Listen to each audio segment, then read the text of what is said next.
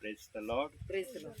प्रभूच्या नावाला धन्यवाद देतो मी की देव बाप्पानी सुंदरशी वेळ दिलेली आहे. खूप दिवसानंतर देव बाप्पाला तुमची आठवण झाली आणि जेव्हा देव आठवण करून देतो तेव्हा मी आल्याशिवाय राहत नाही. आज जरा आले होते अडचण येण्यासाठी आणि त्याच अडचणीमुळं माझा चष्मा राहिला घरी. व्यत्यय आलं होतं तुमच्याकडे येण्यासाठी, पण मी म्हटलं आज व्यत्यय नाही येऊ देणार. आज माझ्या प्रभूचं गौरव झालंच पाहिजे. त्या कामाला मी निपटून मग तुमच्यापर्यंत आलो. म्हणून प्रार्थनेने आपण सुरुवात करू. सुरुवातीची प्रार्थना करा.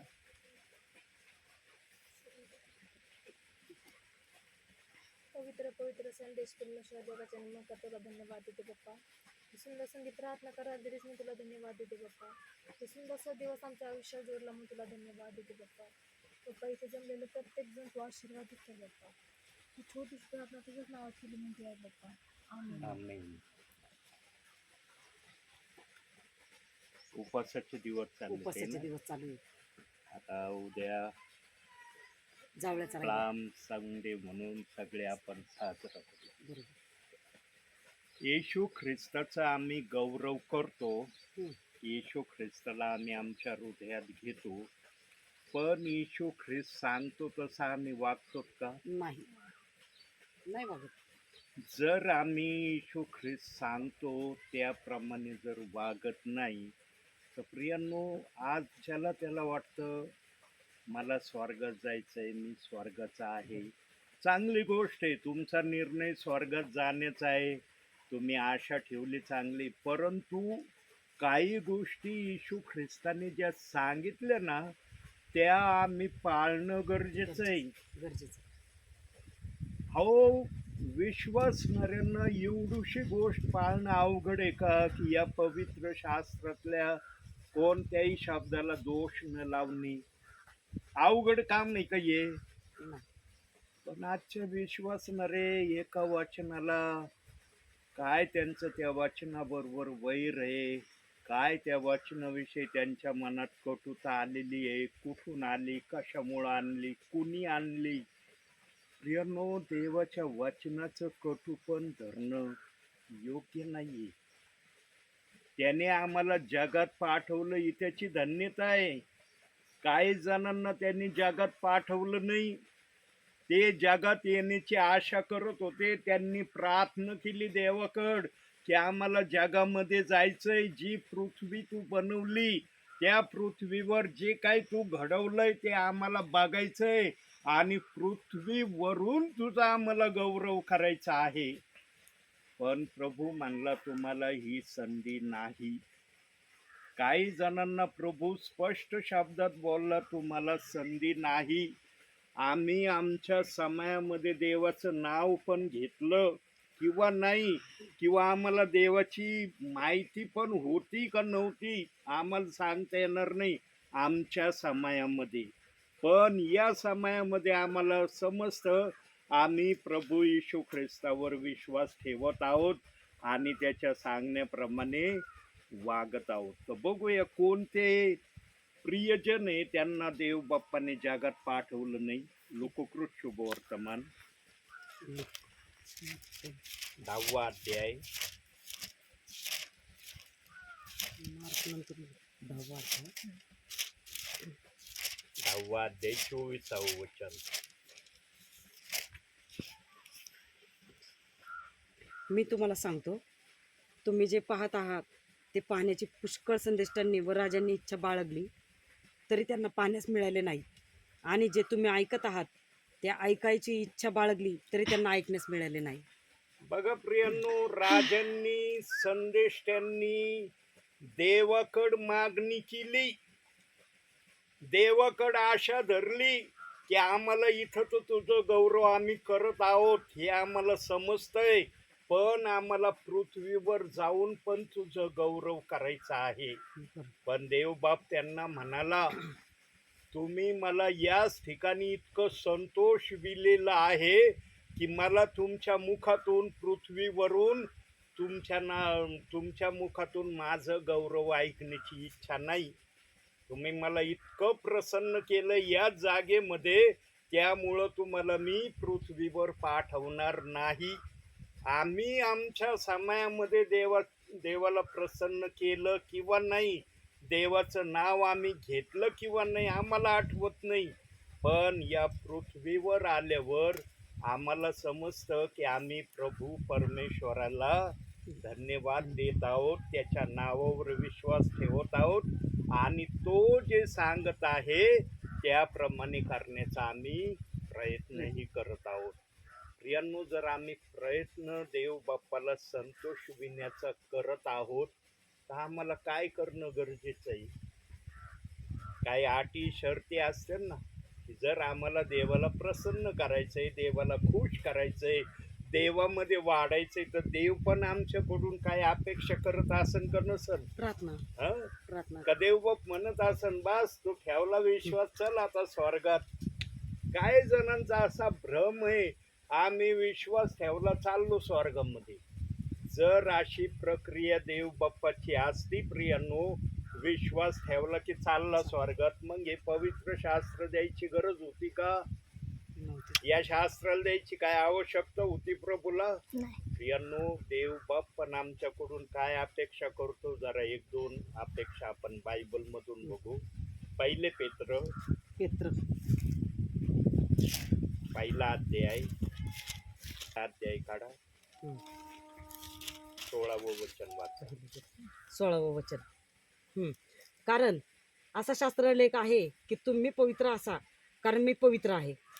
प्रियांनो, ज्याला देवामध्ये वाढायचं असेल, देवामध्ये चालायचं असेल आणि स्वर्गाची आशा धरायची असेल, त्याने स्वतःला पवित्र ठेवणं गरजेचं आहे. बरोबर. तो जर स्वतःला पवित्र ठेवीत नाही, मनुष्य पवित्र कशाने राहतो हे देखील आज काही विश्वासणाऱ्यांना समजना.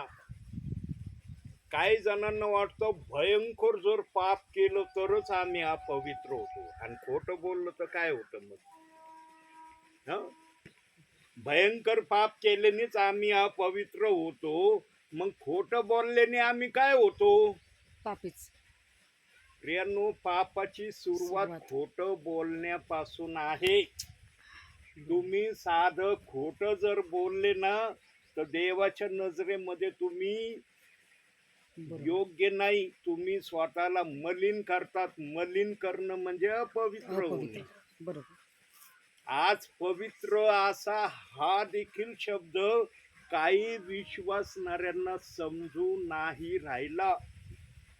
त्यांना वाटतं येशू ख्रिस्ताच्या नावावर आम्ही विश्वास ठेवला, देवाने आम्हाला पवित्र केलं. ठीक आहे, देवाने पवित्र केलं, पण तुम्ही पवित्रतेमध्ये राहण्याचा प्रयत्न करता का? पवित्रतेमध्ये चालण्याची तुमची प्रक्रिया चालू आहे का?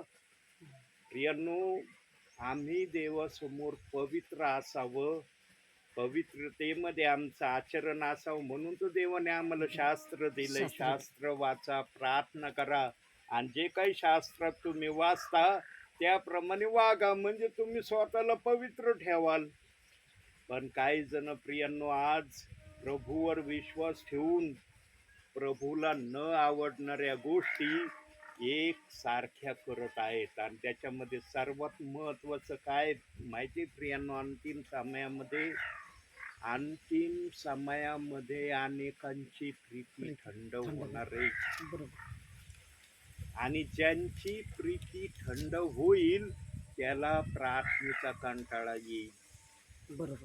प्रीती थंड होणं म्हणजे देवाच्या संगतीमध्ये राहण्यापासून स्वतःला दूर ठेवणं, आणि याच प्रक्रियेच्या माग सैतान लागलेला आहे की देवाचे लोक देवाच्या प्रीतीपासून, देवाच्या वचनापासून, देवाच्या संगतीपासून कसे दूर होतील यासाठी सैतान आजही खटपट करत आहे. आणि सैतानाची ही खटपट नष्ट व्हावी म्हणून सेवकांना तो आत्म्याच्या प्रेरणेने सेवेला पाठवतो. बरोबर. या उन्हामध्ये यायची गरज आहे का मला? नाही ना. एवढ्या उन्हामध्ये गाडी चालवीत आलो मी. का आलो? कारण देवाने दाखवलं. बरोबर. झळ खावा लागती. सेवेमध्ये झळ खाल्ली ना तर देव आशीर्वाद देतो, फळ बरोबर. देतो. बरोबर बसल्या जागेवर काही नाही भेटत. बरोबर. बघा ब्रदर, पाईप आणायला गेले, पाईप आणायला गेल्यात बघा ना आता. गेलेत का नाही? गेलेले. कशाला गेले पाईप आणायला? काही गरज होती का पाईप आणायची? पण त्यांना माहिती आहे पाईप आणल्यावर पुढे खरं. काय होणार आहे शेतीसाठी, हा पाण्यासाठी त्याचा उपयोग आहे. पाईप बरोबर. नाही तर पाणी नाही. बरोबर. भरपूर जरी पाणी वाहत आहे पण पण त्याला पाईप पाईप पाहिजे. नसलं तर काय उपयोग आहे का? जळून जाईल ते प्रत्येक गोष्टी माग काही ना काय आमच्यासाठी कारण. बोध आहे म्हणून आम्ही ते करतो. बरोबर पाईप आणल्यानंतर काय होणार आहे ब्रदरांना माहिती आहे, तुम्हाला माहिती आहे. बरोबर पाईप जर नाही आणला तर तुम्हाला कळतं मग काय होणार आहे. बरोबर. तसंच आत्मिक जीवनात आहे प्रियांनो. आत्मिक जीवनामध्ये पण आम्ही देवाला संतोष विणारे कसं होऊ याच्याकडं आम्ही बारकाईने लक्ष देणं गरजेचं आहे. देवाच्या नावात राहायचं, मनमानीने वागायचं, जगातल्या गोष्टी भरपूर करायच्या, प्रभूच्या गोष्टीकडे दुर्लक्ष करायचं. बरोबर. कसं स्वर्गात जाणं होईल नाही प्रियांनो? स्वर्गात जाणं सोपं पण आहे, स्वर्गात जाणं कठीण पण आहे. कठीण पण. पण आम्ही ऐकलं तर आमचं कल्याण नाही, ऐकलं नाही तर काय. तर मग आम्हाला फार अवघडतेमध्ये देवाच्या राज्यामध्ये जाण्यासाठी आमची तयारी राहील. हम्म. आमचा मार्ग स्वतःहून आम्ही अवघड कधी करू नये. आम्हाला देव बाप्पाने सोपा मार्ग सांगितलाय स्वर्गात येण्याचा, आणि सोप्या मार्गाने जर आम्ही चाललो ना तर आमचं जाणं निश्चित प्रभूच्या राज्यामध्ये झाल्याशिवाय होणार नाही. म्हणून आम्हाला काय करणं गरजेचं आहे वचनातून पाहूया. एफेसकरास पत्र प्रभूला काय संतोषकारक आहे ते पारखून घेत जा. प्रभूला काय संतोषकारक आहे ते पारखून घेत जा. बरोबर. प्रभूच्या मनामध्ये काय इच्छा आहेत आमच्या प्रती त्या आम्ही ओळखल्या पाहिजे, आणि त्या जर इच्छा आम्ही ओळखल्या तर आम्हाला समजन की प्रभूला काय आवडतं काय आवडत नाही. प्रभू कशाची आशा करतो, कशाची आशा प्रभू करत नाही, हे सगळं बायबलमध्ये आमच्यासाठी प्रभूंनी सांगितलं. म्हणून प्रियांनो, बायबल वाचणं या समयामध्ये अत्यंत गरजेचं आहे. गरजेचं. 1 अध्याय 24 तासामध्ये वाचणं गरजेचं झालेलं आहे. जसं आम्हाला शारीरिक गोष्टी काही आहेत त्या करणं गरजेचं आहे, तसं आता पवित्र शास्त्राकड आत्म्याने खरेपणाने लक्ष देणं गरजेचं आहे. काही जण शास्त्राला हात लावित नाही, काही जण शास्त्र वाचित नाही. प्रियांनो, तुम्ही अंतिम समयामध्ये जरी देव बाप्पाला आत्म्याने खरेपणाने प्रसन्न करण्याचा प्रयत्न केला ना, बघा मग एक शब्द दाखवतो. मत्ते शुभवर्तमान काढा, मग ते पहिलं पुस्तक नवीन हा, कराराचं, किती 19वा अध्याय काढा, 30वं वचन वाचा.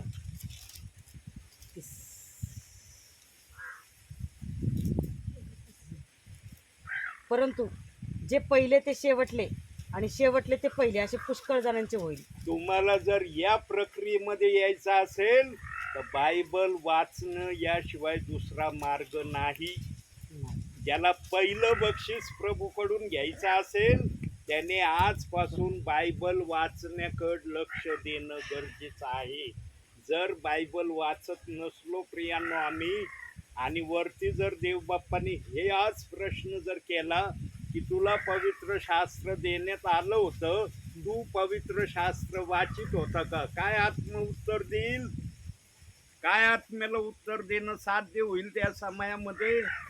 प्रियांनो, आम्ही देवाकडे लक्ष देऊन प्रभूमध्ये चालणं गरजेचं आहे. वचनाला दोष लावणं, सेवकाच्या विरोधात बोलणं, सेवकाच्या विरोधात अपशब्दाने सेवकाच्या भावना दुखवणं हे सोडून द्या प्रियांनो. देवाने कुठंच बायबलच्या वचनाला दोष लावण्याला मान्यता दिलेली नाही.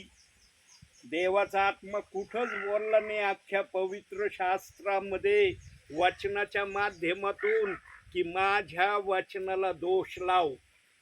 दाखवा एखादा शब्द जर लिहिलेला असला नाही. की एखाद्या वाचनाला तू दोष लाव, तर मी म्हणन तुम्ही जे दोष लावित आहात, जे तुमच्या मनामध्ये तुम्ही ठरवलंय ते बरोबर आहे. पण जर देवाचा आत्मा बोलत आहे, वचनाला दोष लावणं योग्य नाही, तर कशाला दोष लावून तुम्ही देवाच्या विरोधाचे अपराधी बनता प्रियांनो? देवाच्या नजरेमध्ये स्वतःची किंमत कमी का करून घेता?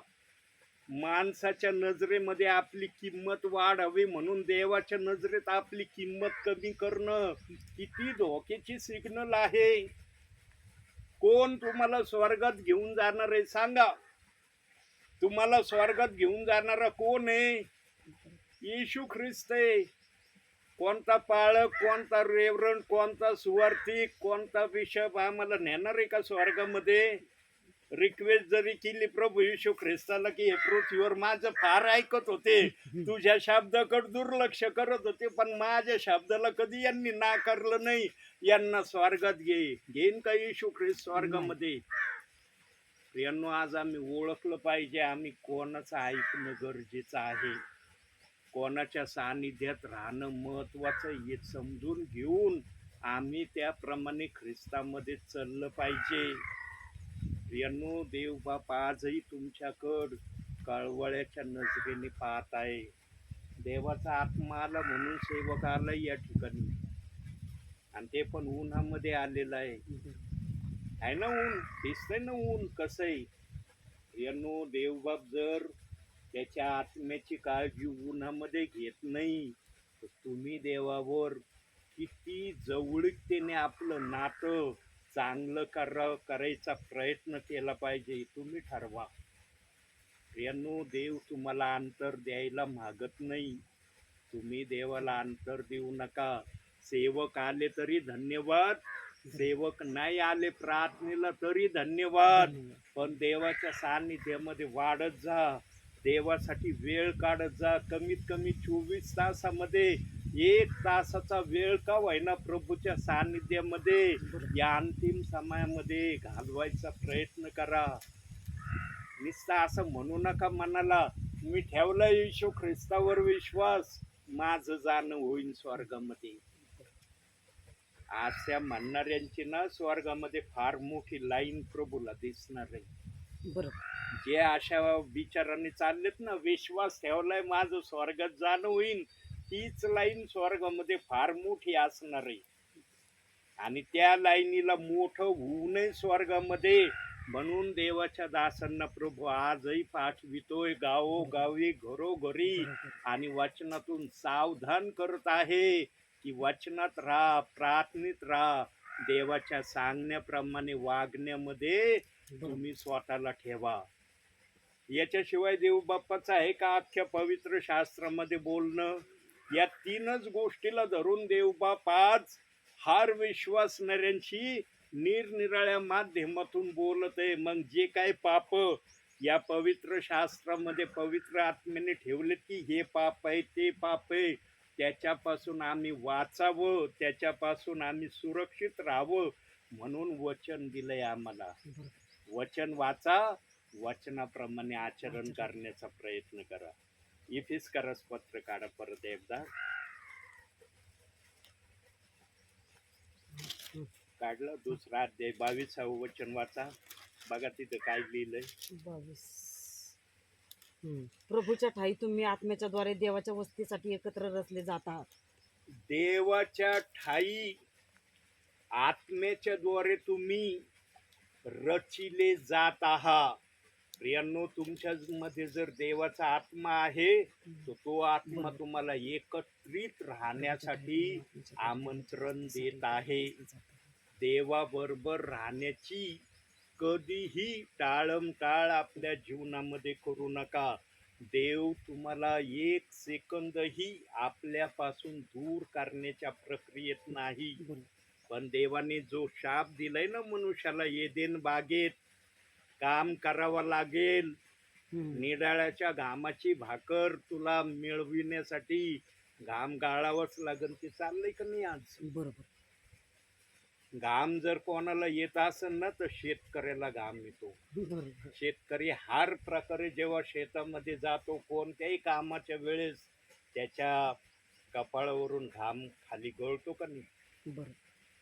देव बाप्पाने निढाळाच्या घामाची भाकर तू खाशील हा जो शब्द हा जो शाप दिलाय तो शेतीमध्ये जो शेतकरी काम करतो त्याला चांगल्या प्रकारे कळतो. बरोबर. मी असं नाही म्हणत की बाकी कामामध्ये घाम येत नाही, बरोबर. परंतु शेतीमध्ये जास्तीत जास्त घाम शेतकऱ्याला येतो. कारण तिथंच देव बाप्पांनी त्याच अनुषंगाने शब्द आदामाला बोलला होता, निडळाच्या घामाची तुला आता भाकर खावा लागन. आईचं भेटत होतं ना सगळं बिना कष्ट करता, ते आता बंद झालं. तू माझा शब्द मोडला, बरोबर. आता तुला कष्ट करून खावा लागन. तेच चाललंय का नाही आज. तेच चाललं. पण प्रियांनो, जो शाप दिलाय त्या शापामध्ये एवढं विलीन होऊ नका की देवाकडे लक्ष द्यायला तुम्हाला वेळ सापडणार नाही. बरोबर. देवासाठी वेळ काढत जा प्रियांनो. 24 तासामध्ये रोज ठरवा की मी कमीत कमी 1 तासाचा वेळ माझ्या देवासाठी देईन. मग तो वेळ तुम्ही कसा ठरवा, कोणताही ठरवा, तुम्हाला सगळी मोकळीकता देवाने दिली. देवाने सक्ती नाही केली याच वेळेला तुला 1 तासाचा वेळ द्यायचा आहे त्याच वेळेला द्यायचा आहे. बरोबर. तुम्हाला जेव्हा वाटेल तेव्हा तुम्ही देवाच्या सानिध्यात बसा. पण जेव्हा देवाच्या सानिध्यात बसाल तेव्हा सगळ्या जगिक गोष्टींना बाजूला ठेवायचं, प्रभूकडे एकाग्रतेने पाहायचं. मग देवाचा आत्मा तुम्हाला काय सुचवितो काय सांगतो ते बारकाईने ऐकण्याचा प्रयत्न करा. आणखी एक वचन बघू, शेवटचं वचन बघू आपण, प्रकट करा. काढूया त्यासाठी योहानकृत शुभवर्तमान 15वा अध्याय काढा. 15वा अध्याय. योहानकृत हा, शुभवर्तमान द्राक्ष. 15वा अध्याय हं. त्याचं 6वं वचन बघा. कोणी माझ्यामध्ये राहिला नाही तर त्याला फाट्याप्रमाणे बाहेर टाकतात व तो वाळून जातो आणि तसले फाटे गोळा करून अग्नीत टाकतात व ते जळून जातात. प्रियांनो, देवाने आम्हाला टाकून द्यावं, देवाने आमच्या विरोधात जावं, या प्रक्रियेपर्यंत आपल्या जीवनामध्ये पाप न करण्याचा निश्चय करा. देव आमच्या विरोधामध्ये निर्णय घेईल या प्रक्रियेची अपेक्षा करू नका. देवाचं ऐकण्यामध्ये आमची धन्यता आहे. देव जे सांगन ते करण्यामध्ये आमचा आशीर्वाद आहे. देव बाप्पाने हे जर वचन आपल्या समोर दाखवलंय तर देव बाप अंतिम समयामध्ये काही जणांकडे दुर्लक्ष पण करणार आहे. बरोबर. जे सतत देव बाप्पाकडे दुर्लक्ष करत आलेले आहेत, आता अंतिम समयात देव बाप्पन त्यांच्याकडे दुर्लक्ष करीन. तू शेवटच्या घटकेला देखील स्वतःला सुधारण्याच्या प्रक्रियेत येत नाही ना. बरोबर. तुझी जर ती धारणा आहे तर मी पण तुझ्यासाठी बरोबर. माझं मन बदली करतो. पण प्रियांनो, जेव्हा देव आपलं मन बदली करीन हं. तेव्हा हे नका मनामध्ये आणू, अरे देवाने माझ्या विरोधात वागायची प्रक्रिया सुरू केली, आता मी नरकात जाईल. हे कधी मनामध्ये आणू नका. देव जरी आमच्या विरोधात गेला ना प्रियांनो, तरी देवाने आमच्यासाठी एक प्रयोजन आपल्या मनामध्ये ठरवलेलं आहे आणि ते प्रयोजन देव बाप कधी बदलणार नाही. बरोबर. कोणत्या किमतीवर बदलणार नाही, कोणत्या शर्तीवर, त्या निर्णयाच्या विरोधात आमचा देव बाप जाणार नाही. बरोबर. त्याच्यासाठी आपण 2 वचन बघू. पहिलं वचन प्रगटीकरण. प्रकटीकरण. प्रगटीकरणामध्ये जाऊया. किती वाद्या? किती वाद? 11वा अध्याय काढा. 2रं वचन वाचा. तरी मंदिराबाहेरचे अंगण सोड, त्याचे माप घेऊ नको, कारण ते परराष्ट्रीयांना दिले आहे आणि ते 42 महिने पवित्र नगरी तुडवतील. परत वाचा ते वचन. तरी मंदिराबाहेरचे अंगण सोड, त्याचे माप घेऊ नको, कारण ते परराष्ट्रीयांना दिले आहेत आणि ते 42 महिने पवित्र नगरी तुडवतील. मंदिरा बाहेरचं जे अंगण आहे ना, मंदिराबाहेर त्या अंगणामध्ये जे विश्वासणारे, जे कोणी प्रभूवर न विश्वास ठेवणारे आहेत, त्या सर्वांसाठी तिथं जागा आहे. बरोबर. ज्यांना प्रभूने आपल्या नजरेतून कमी केलंय ना, त्यांच्यासाठी ही जागा आहे. मंदिराबाहेर आम्ही एकाही विश्वासणाऱ्याला देव बाप अग्नी टाकणार नाही. त्याने जर एखाद्याची निवड केली ना, तर ती निवड अग्नीमध्ये टाकण्यासाठी नाही केली. तो वचनात जर बोलतो ना, तुम्ही मला निवडले नाही तर मी तुम्हाला निवडले, कशासाठी? अग्नी टाकण्यासाठी निवडलं का? हं? देव बाप असा विचार करेल का विश्वासणाऱ्यांसाठी मी याला निवडतो अग्नीत टाकण्यासाठी? प्रियांनो, असा विचार आम्ही करू, देव कधी असा विचार करणार नाही. का नाही करणार?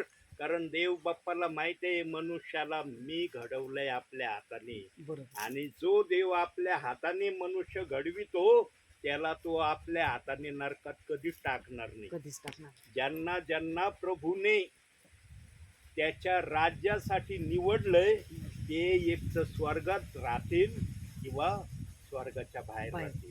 नरकाचा दरवाजा हर ख्रिस्ती म्हणवणाऱ्या विश्वासणाऱ्यांसाठी देवाने बंद करून ठेवलाय. पण आजही सेवकगण विश्वासणारे नरकाची भाषा बोलतय.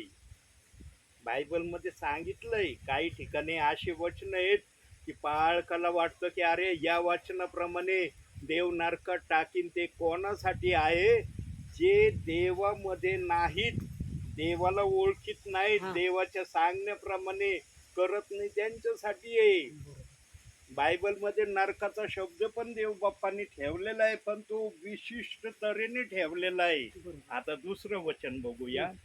पहिलं वचन बघितलं, प्रगटीकरण 11 अध्याय 2 वचन. आता दुसरं वचन, दुसरे तिमोथेचं पत्र काढा. हा, दुसरे तिमोथेय. हा, थोडेसे पानं उलटा, थोडे थोडे. मला नाव सांगा पुस्तकाचं. ते कशात? तिमित्या ना? हा, दुसरे तिमोथेय दुसरा अध्याय काढा, 13वं वचन वाचा. आपण अविश्वासी झालो तरी तो विश्वसनीय राहतो, कारण त्याला स्वतः विरुद्ध वागता येत नाही. बघितलं, देव बाप जे बोलतो ते करून दाखवतो, आणि त्यांनी प्रमाण दाखवलंय की मी जो पण शब्द बोलतो तो माझा शब्द आर्या पार आहे. जर देव बाप्पाने प्रगटीकरण 11:2 मध्ये दाखवलं की मंदिरा बाहेरच्या अंगणामध्ये लोक उभे मी करणार रे, ठेवणार रे, तर देव बाप तिथं सांगतोय की मी जो ठराव केलाय त्या ठरावाच्या विरोधात मी कधी जाणार नाही. प्रियांनो, देवाचा आत्मा हर गोष्ट वचनातून आणि विचारातून आपल्या विश्वासणाऱ्याला या समाजात का सांगतय? कारण विश्वासणाऱ्याचं स्वर्गात जाणं व्हावं. सांगा आता, तुम्ही विश्वास ठेवलाय, कशासाठी ठेवलाय? कशासाठी ठेवलाय? स्वर्गात जायसाठी ठेवलाय ना? कसा ठेवला विश्वास? देवाने पण आम्हाला निवडलंय तर काहीतरी आशेनेच निवडलंय ना. बरोबर. का बिगर आशेने देवाने आम्हाला निवडलं का त्याच्या राज्यामध्ये? नाही ना. प्रियांनो, आम्ही धन्य आहोत की देवाने आमची निवड केली. पण बायबलमध्ये एका ठिकाणी बघा, काही जणांना देव बाप्पाने आपल्या राज्याचं नाव देखील घेण्याची परवानगी दिली नाही. शेवटचं वचन बघू आपण. रोमकारस पत्र काढा. प्रेषितांच्या कृत्यानंतर रोमकारस पत्र, पहिला अध्याय 28वं वचन. 28. आणखी ज्या अर्थी देवाची जाणीव ठेवण्यास ते मान्य झाले नाहीत, त्या अर्थी देवाने त्यांना अनुसूचित कर्मे करण्यास विपरीत मनाच्या स्वाधीन केले. बघा, काही जणांना देवाने विपरीत मनाच्या स्वाधीन केलंय. का केलं? की त्यांनी प्रभूचं नाव घेऊ नये, प्रभूला आपल्या जीवनामध्ये जागा देऊ नये, प्रभूच्या इच्छेप्रमाणे करू नये, म्हणून त्यांना विपरीत मनाच्या स्वाधीन केलंय. आम्हाला केलंय का देवाने विपरीत मनाच्या स्वाधीन? आम्ही जर विपरीत मनाच्या स्वाधीन असतो तर आम्ही पण देवाचं नाव घेतलं असतं का? घेतला असता आम्ही देवाचं नाव. म्हणून आम्ही धन्य आहेत की देवाने आमची निवड निवड केली. धन्य जो या देवाने आम्हाला आपल्या नावामध्ये निवडलंय निवडलं. त्याला खुश ठेवणं हेच आमचं जीवनाचं ध्येय आम्ही केलं पाहिजे. बरोबर. सर्व कामाला बाजूला करून देवाच्या गोष्टीला प्राधान्य देणं महत्वाचं आहे. बरोबर. आम्ही बोलताना बोलतो माझ्या जीवनामध्ये मी देवाच्या कामापेक्षा दुसऱ्या कामाला महत्व देत नाही, पण जेव्हा वेळ येते ना तेव्हा जगी कामाला आम्ही जास्त महत्व देतो. बरोबर. देवाच्या गोष्टीला काय नाही, देवाचं नाव कधी घेतलं तर देव हजर आहे. हा खरंय. काही जणांनी देवाला ना गुलामासारखं केलं. मी खरंय. कवा हाक मारली का आला देव माझ्याकडे. हा देव गुलाम नाही प्रियांनो, खरंय. तो गुलाम नाही तुमचा, तो तुमचा ऐकतो म्हणून येतो. बरोबर. त्याला कळतं अरे हे फार व्यापलेले, त्रासलेले, संकटात आहेत, दुःखी आहेत, म्हणून आम्ही जेव्हा पण हाक मारतो देव बाप आमच्या हाकेला उत्तर द्यायला येतो. प्रियांनो, आम्ही देवाचे गुलाम आहोत. आम्ही देव आमचा गुलाम नाही, लक्षात ठेवा. बरोबर. आम्हाला देवाच्या माग चालणं गरजेचं आहे. आम्ही देवाच्या माग चालणं महत्वाचं आहे. पण काही प्रियजन आज देवाच्या पाठीमाग चालण्यासाठी किंतु परंतु करू लागलेले आहेत. कधी पण जीवनामध्ये देवापेक्षा कोणत्याच गोष्टीला जास्त प्राधान्य द्यायचं नाही. देवाला सर्वप्रथम स्थान आमच्या जीवनात द्यायचं. बरोबर. आदर्शाचा राजा आमचा प्रभू आहे. प्रियांनो, आम्ही जेवढा आमच्या देवाचा सन्मान करू तेवढा देव आमचा पण सन्मान केल्याशिवाय राहणार नाही. आज या दुपारच्या वेळेला देवबाप जर तुमच्या परिवारात आलाय तर तुम्हाला काहीतरी बोध आणि इशारा देण्यासाठी आलाय. बरोबर. आणि लक्षात ठेवा, आता मी थांबणार आहे एक वाक्य बोलून. जीवनामध्ये कधी बायबलच्या वचनाला दोष लावण्याची चूक करू नका. जे वचनाला दोष लावण्याची चूक करत आहेत त्यांना सुधरवा. तुम्ही तुमच्या परीने तुम्हाला जेवढी माहिती मिळाली आणि जेवढं देवाने तुम्हाला शिकवलंय त्या शिकवणीप्रमाणे त्यांना सांगा. देवाच्या वचनाला दोष लावणं योग्य नाही. देवाने वचनाला दोष लावायला अख्ख्या बायबलमध्ये कुठंही सांगितलेलं नाही. शेवटी आपण फक्त 2 वचनं वाचू आणि डोळे बंद करायचे. प्रगटीकरण 22 अध्याय, वचन वाचलं की डोळे बंद करा. 22 अध्याय 18-19. 18 आणि 19. हो. ह्या पुस्तकातील संदेश वचने ऐकणाऱ्याला प्रत्येकाला मी निश्चितपूर्वक सांगतो की जो कोणी यात भर घालीन त्याच्यावर ह्या पुस्तकात लिहिलेल्या पीडा देव आणेल, आणि जो कोणी या संदेशाच्या पुस्तकातील वचनातून काही काढून टाकेल त्याचा वाटा या पुस्तकातून वरलेल्या जीवनाच्या झाडातून व पवित्र नगरातून देव काढून टाकेल. करा डोळे बंद. वाचलेल्या वचनातून देव बाप तुम्हाला आणि मला भरपूर आणि भरपूर आशीर्वाद देऊ. आमेन. काही सेकंद आपण शांत राहूया प्रियांनो, मग आपण प्रार्थना करूया.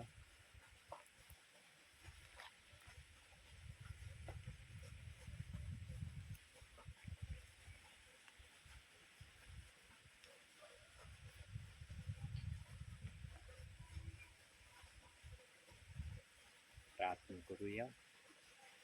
स्वर्गीय बापा, तुझ्या नावाला धन्यवाद देतो, तुझ्या नावाला उंचावतो. मान, महिमा, गौरव, सन्मान, स्तुती तुला देतो माझ्या बापा.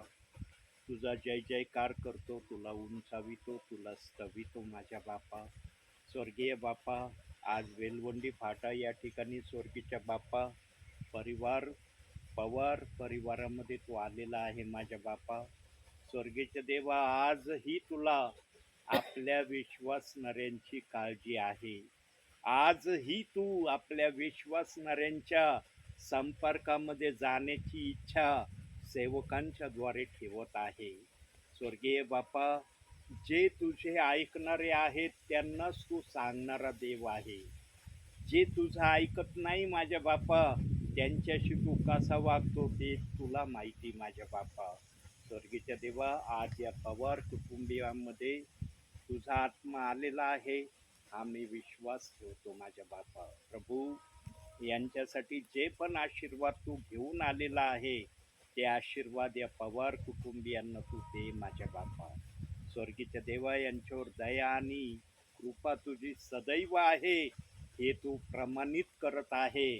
आणि आज या दुपारच्या समयी दासाच्या माध्यमातून तू आज वचनातून बोललेला आहे. वचनातून यांना बोधपर असा मार्गदर्शन वचनातून आणि विचारातून तू सादर केलेला आहे. प्रभू, एवढीच प्रार्थना करतो, आमच्या बहिणीचा परिवार आशीर्वादित हो, त्यांची शेती आशीर्वादित हो, त्यांच्या हर मनातल्या इच्छा तू पूर्ण करणारा देव आहे याची त्यांना खात्री तू दे माझ्या बापा. आणि स्वर्गीच्या देवा, जेवढे पवार कुटुंबीय या मळ्यामध्ये राहत आहेत माझ्या बापा, त्या प्रत्येक परिवाराचं मी नाव घेऊन प्रार्थना करतो. हर परिवाराला प्रभू तू आशीर्वाद दे, हर परिवाराला प्रभू तू आपल्या राज्यामध्ये येण्यासाठी त्यांच्या मनाची तयारी कर माझ्या बापा. आणि जे कोणी स्वर्गीच्या देवा तुझ्या वचनाला दोष लावण्याच्या प्रक्रियेमध्ये आहेत, जे आज वचनाच्या दोषामध्ये चाललेत, त्यांना वचनाला दोष लावण्याची प्रक्रिया त्यांनी पूर्णपणे बंद करावी असं मन त्यांना तू प्रदान कर माझ्या बापा. स्वर्गीय बापा, तुझ्या सेवकांची आज वचनाला दोष लावण्याच्या माध्यमातून खूप हेडसाळ चाललेली माझ्या बापा, तरी तुझा आत्मा आजही सेवकांना आपल्या विश्वासणाऱ्यांकडे पाठवित आहे आणि वचनातून आणि विचारातून त्यांच्या मनाची तयारी तुझा आत्मा करत आहे. प्रभू, संपूर्ण पवार कुटुंबियांना आशीर्वादाने भर अशी मी तुला विनंती करतो. प्रभूची शांती या जागेत राहो, या घरातल्या तेला मिठा पिठाला आणि सर्व वस्तूंना तू आशीर्वाद दे माझ्या बापा. या घराच्या सभोवती तुझे दूत यांच्या रक्षणासाठी सदैव तू उभे कर अशी ही प्रार्थना करतो. आज आपल्या दासाला या ठिकाणी येऊन वचन सेवा आणि प्रार्थना दोही सेवा करण्याची संधी दिली, यासाठी धन्यवाद. मान सन्मान गौरव सर्व माझ्या बापा मी तुला देतो. धन्यता अर्णरा प्रभू येशू ख्रिस्त याच्या प्रिय आणि गोड नावानं मागतो म्हणून तू ऐक माझ्या बापा. आमेन. हे आमच्या स्वर्गातील बापाला तुझे नाव पवित्र मानले जावो, तुझे राज्य हो, जसे स्वर्गात तसे पृथ्वीवरी. तुझ्या इच्छेप्रमाणे हो. आमची रोजची भाकर आज आम्हाला दे, जसे आमच्या गुन्हेगारांना सोडले आहेस तसेच तू आमचे. आणि आम्हास परीक्षेत आणू नकोस, तर आम्हास वाईटापासून सोड. कारण की राज्य, सामर्थ्य आणि गौरव ही सर्व काळ तुझीच आहे. आमेन. प्रभू येशू रक्त की की जय. जय. प्रभू येशू रक्त की जय. प्रभू येशू रक्ताचा जय जयकार असावो. आमेन.